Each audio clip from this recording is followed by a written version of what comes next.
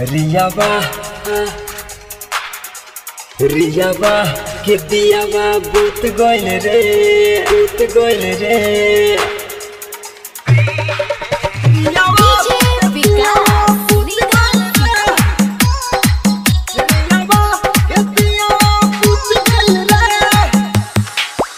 अरे चले गइल जेल रे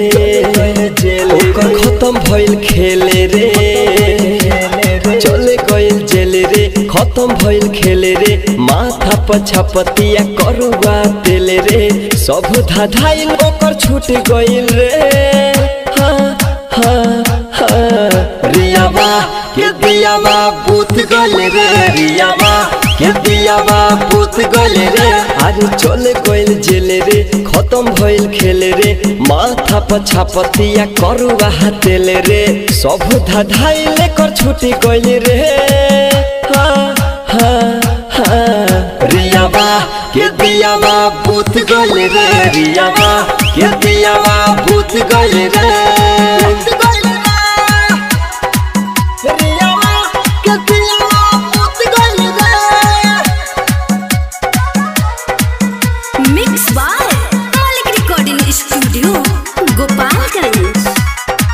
रियावा के दियावा बूत गइल रे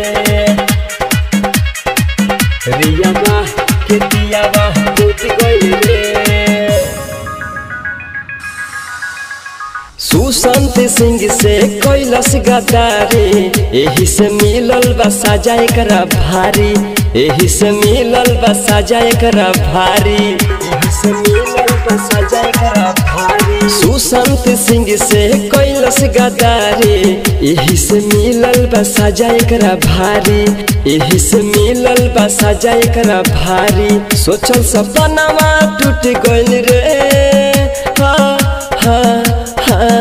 रियावा के दियावा बूत गइल रे रियावा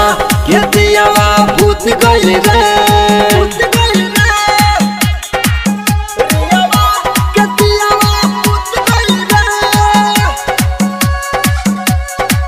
रियावा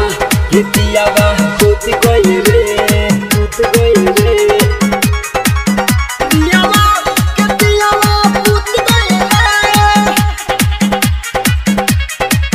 रियावा के दियावा बूत गइल रे